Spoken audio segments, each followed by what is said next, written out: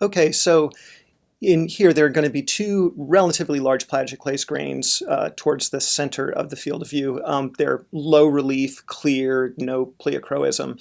But when the polars are crossed, you'll see one of them has some nice twinning, albite twinning, and the other one does not. That's a characteristic of plagioclase. Sometimes it has twinning and sometimes it doesn't.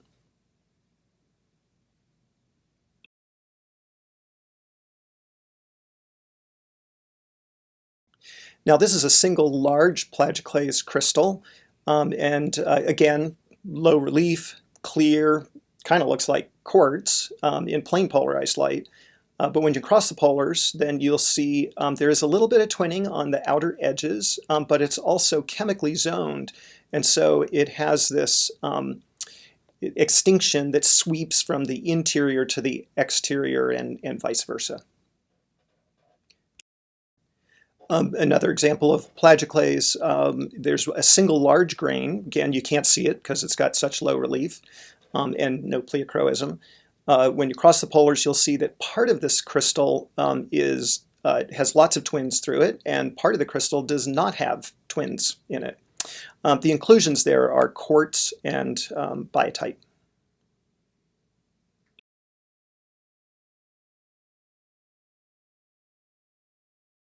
Now this one will trick you. So again, low relief, no pleochroism. When I cross the polars, you're going to say, that looks like quartz. And the fact is that that plagioclase grain in the center does look like quartz. It doesn't seem to have any twinning, doesn't seem to have any zoning. And yet it is plagioclase, and I know it's plagioclase because I spent 3 hours on an electron probe looking for quartz in this sample unsuccessfully. This is another example of a large crystal that has both twinning and zoning. So after the polars are crossed, you'll see this kind of trapezoidal feature towards the middle of it with this sweeping extinction because of the chemical zoning. But then there's also lots of twinning in there. There's some K-feldspar around the outside and also a little quartz.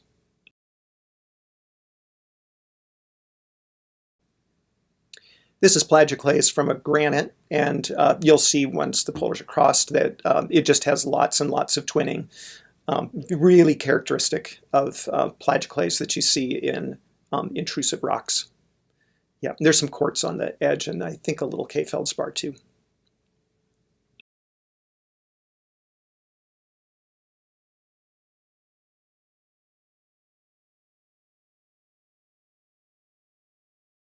Now this is one of the most bizarre samples I've ever collected. I think this was a vesicular basalt, and the vesicles were filled with zeolites. Then it was metamorphosed to amphibolite facies, and all the zeolites in that circular region have been metamorphosed to form plagioclase.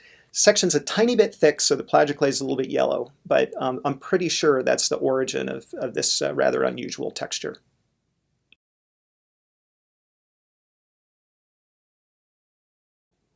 Now this is plagioclase from a mafic igneous rock, and when it's all of those light-colored laths, or the sort of blocky crystals in there, cross the polars, and you'll see there's twinning, there's some zoning, nice zoning in one of those crystals. But that kind of simple twinning is really common in volcanic plagioclase.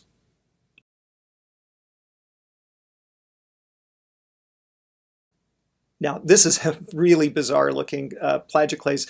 It's from an alkali basalt, and it has a lot of melt inclusions in them, where they were melt, now they're glass. So they're black, and when you cross the polars, they stay black. But again, you can see the twinning that we see is so characteristic of plagioclase.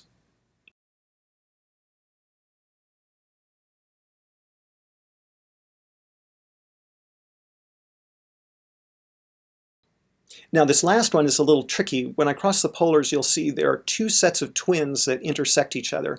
Plagioclase has two different twin laws that it follows, albite twinning and pericline twinning, and this crystal actually shows both of them. Now this is not the same twinning that you see in microcline, K-feldspar. That has a much more moire kind of effect. These intersect it at sharp angles, and so they're distinct from K feldspar.